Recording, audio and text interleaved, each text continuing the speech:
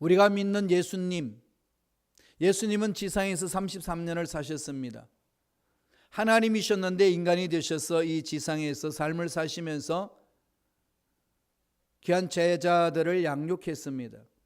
12명을 선택해서 양육을 하시고 3년 반 동안 그들과 함께 밥을 먹고 같이 잠을 자고 같이 움직이면서 하나님이 기뻐하신 일이 무엇인지를 말씀으로 가르쳐주고 삶으로 교육을 했습니다. 그 교육의 결과가 어땠나요? 예수님 당시에 그 제자들, 십자가에 못 박혀 돌아가실 때의 제자들의 삶은 어땠나요? 위대한 하나님의 아들 예수 그리스도가 제자들을 양육한 결과 그 제자들은 그 당시 어땠나요? 다 도망갔습니다. 그렇게 베드로는 결심하면서 여기 있는 제자들은 다 주님을 버린다 할지라도 나는 절대로 버리지 않겠습니다. 그렇게 목소리 높여서 외쳤던 베드로는 저주까지 하면서 예수를 저주까지 하면서 도망갔습니다. 이런 결과만 보면은 예수님의 제자들을 향한 사랑이나 교육이나 훈련은 어떠할까요? 실패로 끝나는 거죠. 12명 중 한 명은 또 목매어서 자살합니다. 한 명은 잃어버렸습니다. 엄청난 능력으로 그들에게 보여줬건만 그들이 훈련받고 교육을 받은 결과는 주님을 거부했습니다. 이런 모습을 주님이 다 알고 계셨어요. 그래서 지금은 못 따라온다. 그러나 후에는 따라올 수 있으리라. 이런 말씀을 하니까 베드로가 너무 섭섭했습니다. 왜 지금 못 따라갑니까? 목숨 걸고 따라가겠습니다. 그랬던 그가 목숨 위협을 느껴서 줄행랑을 쳤습니다. 도망가 버렸어요. 그런 제자들을 바라보면서 주님이 말씀하셨어요. 너희들이 일을 하려면은 아버지의 약속을 기다려라. 부활하고 나서 성천하시기 전에 그것을 계속 말씀하시고 이전에도 말씀을 하셨습니다. 될 일을 다 하시고 말씀을 하신 겁니다. 그렇게 말씀하실 때에 제자들을 향한 예수님의 마음은 어떠했을까요? 얼마나 답답했겠습니까? 막막하지 않았겠습니까? 제자들이 이제 마침내 예수님이 십자가에 못 박혀 돌아가신다는 사실을 가르치니까 수근수근 거립니다. 주님이 죽으시면 우리 어떻게 합니까? 막막하지 않아요. 그때 주님이 뭐라고 말씀하셨죠? 살 길을 찾으라는 거죠. 살 길을 찾아가라. 살 길을 찾아야 한다. 주님이 말씀하신 살 길이라는 게 무엇이었나요? 아버지의 약속하신 것? 성령을 기다려라. 성령을 보내주마. 성령이 너희들을 이끌어 주실 것이고 성령이 너희들의 앞날에 두려운 모든 것들을 극복하며 이끌어 주실 것이고 성령께서 너희들 앞날에 풀어나가는 데 문제가 있고 지혜가 없어서 어려움을 겪고 있을 때에 그 성령이 지혜를 주셔서 너희들의 앞날을 이끌어 주시리라.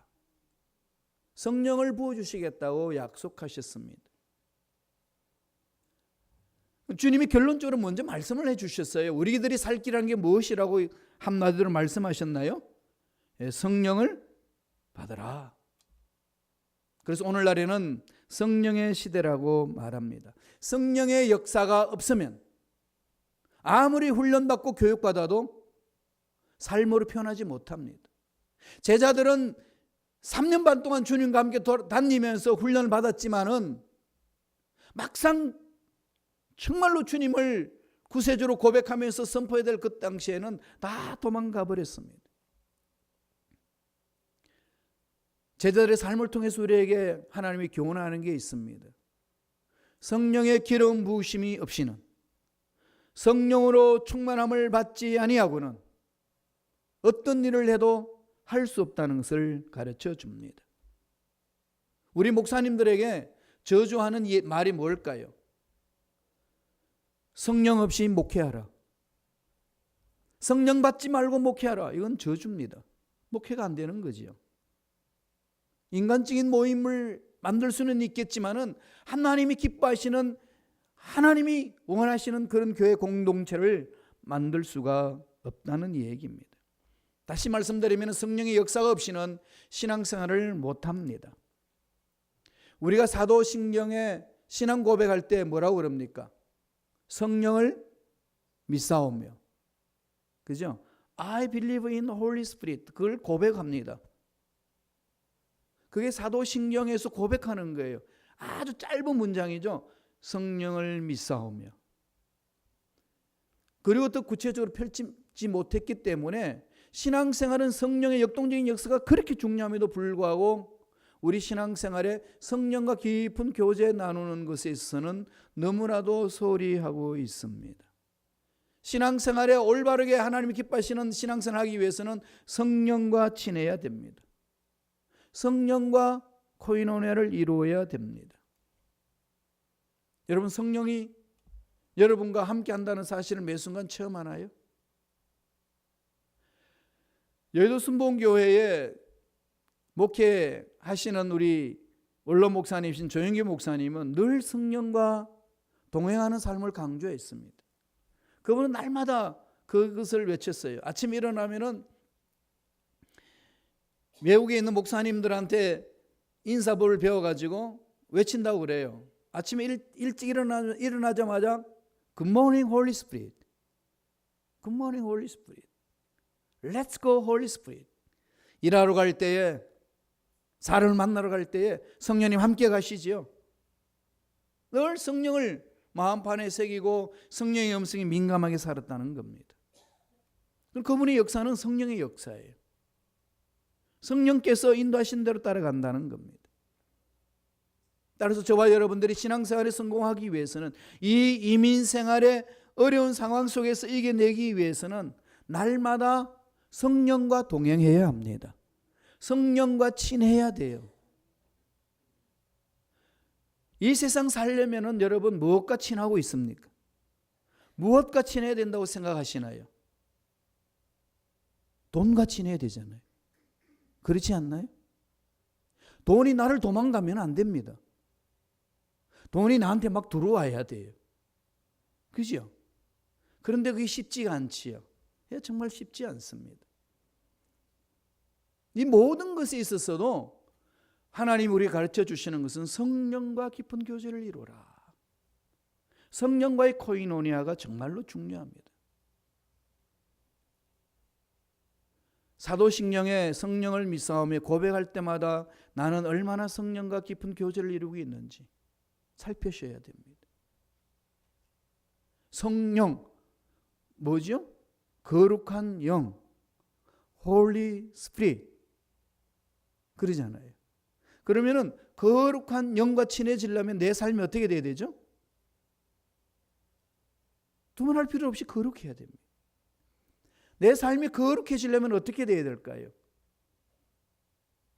회개해야 합니다. 그래서 주님이 이 세상에 오셔서 제일 먼저 선포하신 말씀이 회개하라, 천국이 가까웠느니라. 천국은 회개에서부터 출발합니다. 성령과 깊은 교제가 있기 위해서는 우리는 날마다 회개하면서 그 거룩성을 회복해야 돼요. 신앙생활은 거룩성을 회복하는 겁니다. 그래서 성령과 친해질 수 있어요. 왜 그런가요? 성령이 거룩한 분이시기 때문에. 성령과 친해지기 위해서는 성령이 어떤 분인지를 우리는 깊이 말씀을 통해서 알고 있어야 돼요. 깨달아야 됩니다. 오늘 말씀을 통해서 한번 살펴보겠습니다. 우리가 살 길을 찾아나가기 위해서는 성령을 체험해야 되는데 그 성령은 어떤 분이라고 가르쳐 주나요? 첫째로 하나님이 보내시는 영이라고 말합니다. 하나님이 보내시는 영. 요한복음 14장 16절 한번 다 같이 읽어볼까요? 너무 중요한 말씀이죠. 다 같이 천천히 읽습니다. 내가 아버지께 구하겠으니 그가 또 다른 보혜사를 너희에게 주사 영원토록 너희와 함께 있게 하리니 아버지께서 주신다는 거죠. 아버지께서 주시는데 누구를 주신다고 그럽니까? 또 다른 보혜사. 그래서 어떻게 하죠? 영원토록 함께 있도록. 영원토록 함께 있도록. 우주 만물을 창조하신 전지전능하신 삼위일체의 하나님, 삼위 되신 성령의 하나님이 우리 속에 임재함으로 믿는 우리들과 영원토록 함께 하시겠다고 하신다고 말씀하고 있습니다. 그렇다면 여기서 보혜사라는 말이 나옵니다. 보혜사가 뭘까요? 보혜사, 헬라어로 여러분 잘 아시죠? 파라클레토스. 파라클레토스. 한번 따라해 보실래요? 이거는 외우셔야 돼요. 다 같이 읽습니다. 파라클레토스. 아니, 여러분 외국어가 어려워서 못하나? 여러분 좋아하는 외국어 많이 있잖아요. 루비똥 이런 거는 그냥 외우잖아. 이런 거 보면 머리가 지난다는 사람이 있어. 파라클레토스. 이건 두 단어로 묶여졌어요. 파라, 곁에. 클레오, 부르다. 곁으로 부름을 받은 자. 다른 말로 말하면 헬프를 말합니다. 카운셀러를 말합니다. 컴포터를 말합니다. 어드보케이트를 말하면 대언자, 상담자, 위로자, 변호사. 이것을 보혜사라고 그럽니다. 보혜사. 근데 여기서 또 다른 보혜사라고 그랬어요. 헬라 언어를 보면요, 또 다른 보혜사가 뭔가 하면은 다르다는 헬라 언어는 두 단어를 씁니다. 헤테로스가 있어요. 헤테로스가 있고, 다르다고 쓸 때 다른 할 때 헤테로스를 쓰기도 하고, 또 하나는 알로스를 씁니다. 이 마이크와 성경은 다르다라고 했을 때 헤테로스를 써요. 서로 다르다. 그런데 이 마이크가 두 개가 있죠. 오른쪽에 있는 마이크가 있고 왼쪽에 있는 마이크가 있습니다. 왼쪽에 있는 또 다른 마이크라고 이야기할 때는 똑같은데 다른 거죠. 그때 쓰는 말이 알로스입니다. 그래서 또 다른 이 보혜사 그러면은 알로스 파라클레토스 그렇게 이야기를 해요. 알로스 파라클레토스. 똑같은 것이 있다는 거죠. 첫 번째 보혜사는 누굴까요? 예수님. 예수님 보혜사 우리를 보살피시고 이끌어 주시고 구원받게 하시고 죄를 씻음 받도록 도와주시고 믿는 자에게 구원을 주시는 그 은혜지 않습니까? 그 첫 번째 보혜사예요. 그럼 또 다른 보혜사가 누굴까요? 성령님을 말합니다. 그럼 또 다른 그 보혜사는 예수님과 똑같은 일을 하신다는 거죠. 성품이 똑같다는 겁니다. 이게 지금 삼위일체 하나님, 정말 어려운 말을 쓰고 있죠. 성경에는 삼위일체라는 말이 없습니다. 트리니티가 없어요. 그건 신학자들이 만든 말입니다. 그게 무슨 말이죠? 성부 하나님, 그 다음에 성자 하나님, 그 다음에 성령 하나님, 이렇게 되어 있습니다. 성부와 성자와 성령 하나님인데 다 하나님 한 하나님으로 이야기를 합니다. 그런데 한 하나님이지만은 각자의 개성이 있고 각자의 인격이 있습니다. 퍼스널리티는 다 구분이 됩니다. 분리는 안 되지만은 구분이 돼요. 성부 하나님, 성자 하나님, 성령의 하나님. 세 분이 한 공동체를 이룬다는 겁니다. 세 분이 한 공동체를 이뤘다. 커뮤니티. 그래서 오늘날 교회는요, 처치란 말을 이제 쓰기보다는 커뮤니티를 많이 씁니다. 다시 말하면은 커뮤니티 오브 갓, 하나님의 공동체. 성부 하나님, 성자 하나님, 성령 하나님. 세 분인데 하나라는 말은 이 괴물로 만드는 게 아니라 속성이 같다는, 성품이 같다는 겁니다. 쉽게 말하면은 거룩성이 똑같아요. 사랑이 똑같습니다. 하나님의 능력이 같아요. 다만 하나님이 사역면에 있어서는 창조의 사역, 십자가의 구속의 사역은 예수님, 그 다음에 오늘날 우리를 구원시키고 거룩게 만들어 보시는 분은 성령님, 이렇게 사역면에 있어서 구분해서 사역하시지만은 동일하게 세 분이 하시는 거예요. 그 세 분이 어떻게 하나로 뭉쳐서 공동체를 이룰까요? 서로 섬겨줍니다. 서로 세워주고 서로 섬기고 서로 높인다고 그러죠. 그 요한복음 17장에서 그렇게 설명을 해줍니다. 따라서 저와 여러분들은 신앙생활 올바르게 하기 위해서는 이 삼위일체 하나님을 정확하게 이해하고 계셔야 돼요. 체험해야 됩니다. 삼위일체 하나님은 서로 간의 공동체를 이룰 때 서로 세워주고 서로 높이고 서로 사랑하고 서로 위로하는 거예요. 그 하나님을 우리가 닮아가려면 나와 너와의 만남 속에도 서로 세워주고 서로 높여주고 서로 사랑하고 서로 위로하는 거예요. 서로 정죄하지 않습니다. 넌 안 되라고 잘라내지 않습니다. 하나님이 그렇게 계시기 때문에 그 하나님을 배우는 저와 여러분들도 어떻게 해야 될까요? 그렇게 서로 섬겨줘야 돼요. 오늘 삼위일체 하나님을 잘 모르니까 나만이 전부인 양, 나만이 최고인 양 주장하면서 나아가는 겁니다. 그래서 제3인 성령 하나님, 우리를 위로자로, 변호사로 우리 옆에 곁에 계셔서 도와주는 분이라고 말씀을 합니다.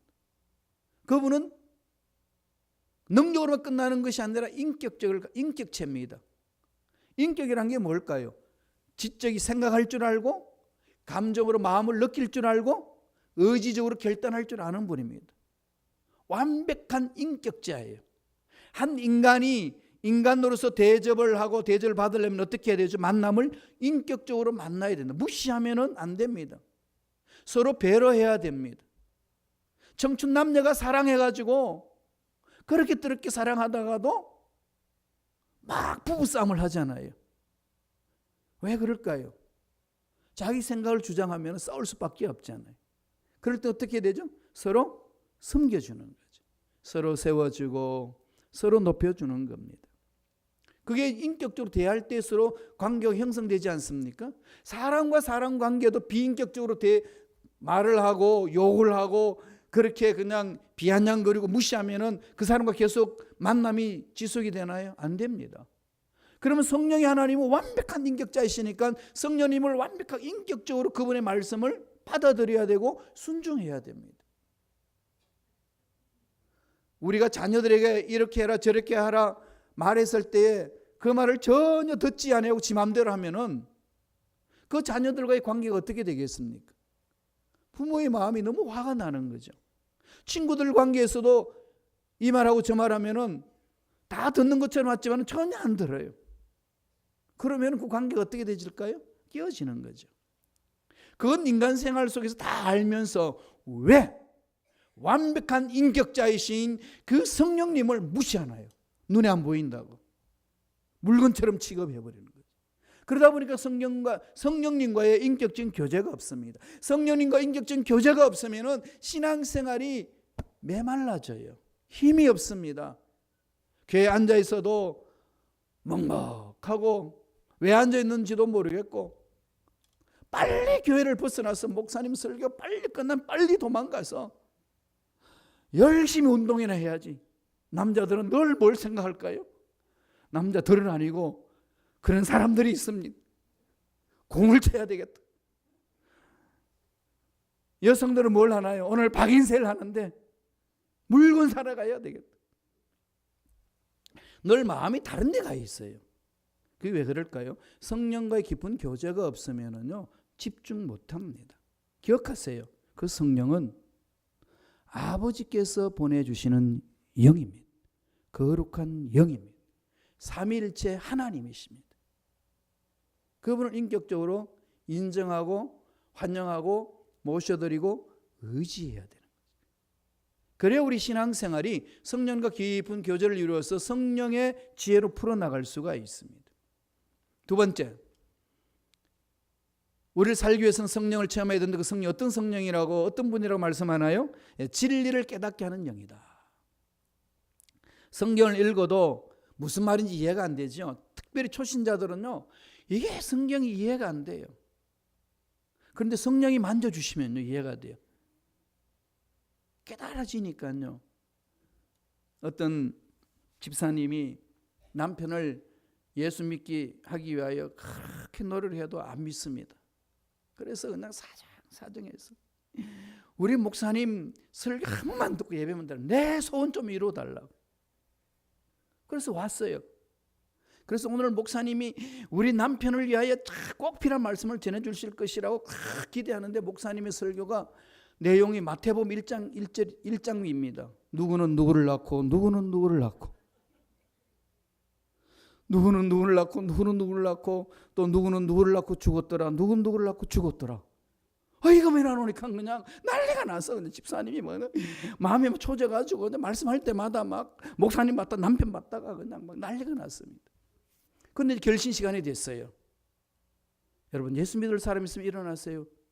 그랬더니 그렇게 예수 믿지 않게 또 몸부림치면 남편이 벌떡 일어납니다. 깜짝 놀랐어요. 그래가지고 막 이해가 할 수 없어요. 막 결신서도 적고 냈습니다. 그래서 오면서 조심스럽게 물어봤어요. 여보, 오늘 말씀이 뭐가 좋아서 그렇게 당신 감동을 받아서 그래 예수 믿기로 결심했냐고 그랬더니 와, 오늘 내 마음을 뒤집어 놨어. 뭔데 했더니 사람은 다 태어나서 죽더라고. 태어나서 죽는다 그랬대. 나도 죽을 거 아니야. 이게 죽는다는 말에 가슴에 뻥 터진 거죠. 성령이 만지시면 돼요. 성령은 그 마음을 이렇게 깨우쳐 주시거든요. 말씀을 볼까요? 요한복음 14장 17절 보세요. 다 같이 한 목소리 읽습니다. 그는 진리의 영이라 세상은 능히 그를 받지 못하나니 이는 그를 보지도 못하고 알지도 못함이라. 그러나 너희는 그를 아나니 그는 너희와 함께 거하시며 또 너희 속에 계시겠습니다. 성령은 뭐라는 거죠? 진리의 영이다. 진리를 깨닫게 하는 거죠. 여러분 성령 이해되지 않는 거요. 그건 너무 묵상하지 마세요. 그건 지나가세요. 아무리 오랫동안 묵상해도 몰라요. 빨리 읽어서 모르는 게 아니고요. 원래 모르는 거예요. 그건. 아직 깨달을 때가 안 왔습니다. 지나가세요. 영적으로 기록된 언어이기 때문에 쉽지 않아요. 역사적인 배경도 어려웠을 뿐만 아니라 또 영적인 그 맥이 있기 때문에 그걸 정확하게 풀어내기가 어렵습니다. 그럴 때는 빨리 지나가서 읽으세요. 그러나 그렇게 늘 말씀 중심으로 읽고 묵상하고 암송하고 나아가면은 성령께서 그 마음을 감동시켜서 깨닫지 못했던 것을 순식간에 깨달아지는 겁니다. 하나님의 은혜를 깨닫는 건 순간적이에요. 여러분 깜깜한 밤에 불을 켤 때에 어떻게 합니까? 스위치를 딱 올리면은 그냥 확 밝혀지잖아요. 그것처럼 깜깜한 내 머릿속에 성령이 어느 순간에 빵 치면은 깨닫는 영을 주면은 그냥 불빛처럼 환하게 밝혀집니다. 순간적으로 변화되는 거예요. 진리의 영이기 때문에 깨닫게 해주시는 겁니다.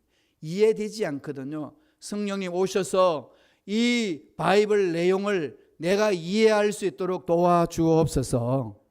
기도하세요. 그러면은 스스로 깨달을 수 있는 은혜를 주십니다. 은혜를 주세요. 하는 게 자꾸 물어보세요. 여러분 꿈을 꾸고 나면은 어떻게 돼요? 잘 모르니까 자꾸 목사님한테 묻습니다. 개꿈 꾸고 와서도 물어요. 그런 건 성령님께 먼저 물어보세요. 성령 물어보면요 마음에 이렇게 깨달음이 와요. 그래서 개개인이 하나님의 말씀 안에 설 수 있도록 만들어 주시는 거거든요. 신앙의 궁극적인 목적은 하나님과 나의 1대1의 문제잖아요. 1대1 관계를 잘 맺을 수 있도록 만들어 주시는 것이 성령의 능력입니다. 난 몰라 덮지 말고요. 성경을 펼쳐놓고 성령이여 가르쳐달라고. 이해되지 않습니다. 가르쳐달라고. 성령은 티처가 되고 헬퍼가 되고 카운셀러가 되고 보살펴 주시는 사람이 됩니다. 성령이 됩니다. 영이십니다. 그러니까 저와 여러분들에게 깨닫게 해주신다는 거죠. 읽지 않았습니다만 요한복음 14장 26절 보세요. 26절을 보면은 성령이 어떻게 하시는지를 예수님 말씀해 줍니다. 다 같이 읽습니다. 보혜사 곧 아버지께서 내 이름으로 보내실 성령 그가 너에게 모든 것을 가르치고 내가 너에게 말한 모든 것을 생각나게 하리라. 읽으시고 묵상하고 암송하면요 다 잊어먹은 것 같은데 성령께서 다 기억에 떠오르게 하는 거죠. 어떤 문제 만나면은요 갑자기 그 말씀이 들어와요. 평범하게 읽었던 그 말씀인데 결정 내려야 될 때 그 말씀이 내 가슴을 확 잡아줍니다. 확신이 생기는 거죠. 그래서 결정할 수 있도록 만들어주고 분별할 수 있도록 만들어주시는 겁니다. 성령이 그렇게 하시는 거죠. 사업을 하시고 가정을 행복하게 만들기를 원하시는 일꾼들, 자녀들, 앞날에 대해서 늘 성령을 주인으로 모셔야 됩니다. 잘못하면 죄를 깨닫게 하고 하나님 앞에 토해내도록 이끌어주시는 분이 성령입니다. 어느 누구도 이 성령 없이는 예수님을 주인으로 모셔드릴 수가 없어요. 그래서 사도 바울은 고린도 교인들에게 편지 보내면서 이렇게 했습니다. 고린도전서 12장 3절을 보세요. 다 같이 읽겠습니다. 성령으로 아니하고는 누구든지 예수를 주시라 할 수. Jesus is Christ 그러잖아요. Jesus Christ라는 그 말은 원래는 Jesus 인간 man이 is a God, the God, Christ는 메시아라는 거죠. 그걸 비동사 빼버리고 Jesus Christ, 예수 그리스도를 딱 단축시켰습니다. 예수 그리스도 뜻이 뭐죠? 예수는 그리스도이십니다. 예수는 메시아이십니다. 예수는 하나님이십니다. 이 고백이에요. 그러니까 예수는 주십니다. Jesus is my Lord. Lord, 나는 종이고 당신은 주인입니다. 이렇게 할 수 있는 게 누가 가르쳐서 한다고요? 성령이. 박사학위 받았다고 이렇게 고백할 수 있나요? 없습니다. 온전히 성령의 감동 감화가 있을 때만이 예수님은 나의 주인이십니다. 이 고백하는 거예요. 초대교회 신앙 고백은 그렇게 했습니다. 예수님은 그리스도이십니다. 기름 부으심 받은 자요 구세주요 메시아이십니다. 이 신앙 고백이었어요. 그걸 누가 하실까요? 성령이 하시는 거죠. 그래서 우리는 예수를 믿게 하고 하나님 자녀가 되게 해주십니다. 요한복음 14장 17절에 요한은 이렇게 이야기합니다. 그는 진리의 영이라 세상은 능히 그를 받지 못하나니 이는 그를 보지도 못하고 알지도 못함이라. 그러나 너희는 그를 아나니 그는 너희와 함께 가시며 또 너희 속에 계시겠습니다. 진리의 영. 함께 하셔서 이끌어 주시는 거죠. 마지막 세 번째로 그 진리의 영이 어떻게 우리와 함께 한다고 그럽니까? 우리 속에 계시는 영이라는 겁니다. 우리 속에 계셔요. 어디에요? 우리 마음에, 우리 생각에, 우리 의지에, 우리 감정에 전 인격적으로 우리를 사로잡아서 만남을 갖게 합니다. 성령과의 코이노니아 하는 거죠. 성령과 코이노니아. 성령님과 함께 하는 거 아니에요. 속에 계신다는 거죠. 예수님 이름이 뭡니까? 임마누엘, God with us 그러잖아요. 예수님 하나님이 함께 하신다. 오늘 요한은 어떻게 말하죠? 성령은 우리 안에 계신다는 거죠. 우리와 함께 계십니다. 그래서 우리는 성령으로 하나가 될 수가 있고 성령의 음성에 순종할 때 위대한 일들을 만들어낼 수 있습니다. 나의 연약하다, 나이가 많이 들었다, 가진 게 없다, 배운 게 없다 이런 것 가지고 하나님 일을 하는 거 아닙니다. 배운 게 많아서 일을 하고 가진 게 많아서 일을 하는 거 아니에요. 성령이 역사하시면 되는 겁니다. 그럼 우리 성령 사로잡히면 되는 거죠. 주님은 그 성령에 대해서 우리에게 이렇게 말씀해 주십니다. 요한복음 14장 18절 볼까요? 내가 너희를 고와 같이 버려두지 아니하고 너희에게로 오리라. 예수님 오신다고 그랬어요. 어떻게 오십니까? 물론 재림 때 오시지만은 재림 일어나기 전에는 어떻게 하시나요? 예수님은 천국 가버리셨고 재림 오실 때까지 그 공백기간 어떻게 이룹니까? 성령으로 오신다는 거죠.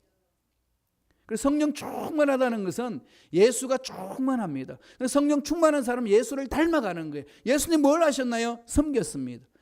세워줬습니다. 헌신하면서 섬겨주는 겁니다. 이건 스스로 예수를 닮아가는 모습이에요. 그게 신앙생활입니다. 20절 보세요. 요한복음 14장 20절 이렇게 주님이 말씀해 주십니다. 다 같이 읽겠습니다. 그날에는 내가 아버지 안에 너희가 내 안에 내가 너희 안에 있는 것을 너희가 알리라. 이게 얼마나 신비롭습니까? 여러분 어떻게 합니까? 예수님이 내 안에 계신데요. 우리가 예수님 안에 계시는 겁니다. 이걸 어떻게 합니까? 이건 철학자들이 아무리 연구해도 안 돼요. 심리학자들이 아무리 연구해도 안 됩니다. 철학자와 심리학자들이 늘 요한복음 14장 20절을 가지고 저한테 질문해 왔어요. 이게 말이 되는 소리냐고. 말이 안 되지. 근데 이 말을 하느냐고. 성령 받으면 된다고. 성령 안에서 가능한 거 아니겠어요? 성령 안에서는 이미 영으로 하나가 되어 있기 때문에 성령이 내 마음을 사로잡아서 예수님 생각나게 하고 하나님의 말씀이 생각나게 하는 겁니다. 내 속에 무엇이 들어있느냐에 따라서 상상을 하게 되고 내 속에 무엇이 들어있느냐에 따라서 말을 하게 되는 겁니다. 날마다 내 속에 무엇이 들어있느냐에 따라서 여러분 기분 좋으면 콧노래가 막 나오죠. 그래요. 그러니까 우리가 날마다 성령이 내 안에 있으면은 늘 성령이 기뻐하는 것을 생각하고 말하고 행동하는 겁니다. 그래서 닮아가는 거죠. 주님 사도 바울은 고린도 교회인들에게 편지를 보내면서 고린도전서 3장 16절에 이런 말씀을 주셨어요. 한번 읽어보세요. 고린도전서 3장 16절입니다. 다 같이 읽습니다. 너희는 너희가 하나님의 성전인 것과 하나님의 성령이 너희 안에 계시는 것을 알지 못하는. 성령이 우리와 함께 하셔서 우리를 천국까지 이끌어 주시는 거죠. 늘 성령을 사모하세요. 여러분 사업할 때, 직장 다닐 때에, 사람과의 만남을 가질 때 수많은 말을 하고 수많은 결정을 내려야 될 일들이 얼마나 많습니까? 어떻게 결정 내리고 어떻게 결단하고 어떻게 방향을 잡고 갑니까? 옳은 것 같으니까 감각으로 하나요? 그거 안 됩니다. 날마다 성령 인도함을 받아야 돼요. 성령이여 나를 사로잡아 주소서. 성령이 내 마음을 사로잡아 주셔서 나의 생각을 고쳐주시고 나의 말을 고쳐주시고 나의 의지를 고쳐주시고 나의 발걸음을 붙들어 주옵소서. 늘 성령을 인정하고 환영하고 모셔드리고 의지하는 겁니다. 인격적으로 성령과 대화를 나눈다. 이렇게 말을 많이 하는데 인격적으로 대화를 나눈다는 게 뭘까요? 조영기 목사님이 그 인격적으로 성령님과 어떻게 관계를 맺는지를 아주 쉬운 언어로 풀었습니다. 인격적이라는 것은 지정의를 말하잖아요. 인격적이라는 것은 지적인 요소가 있고 정적인 이모션이 있고 의지적인 윌이 있고 다 있지 않습니까?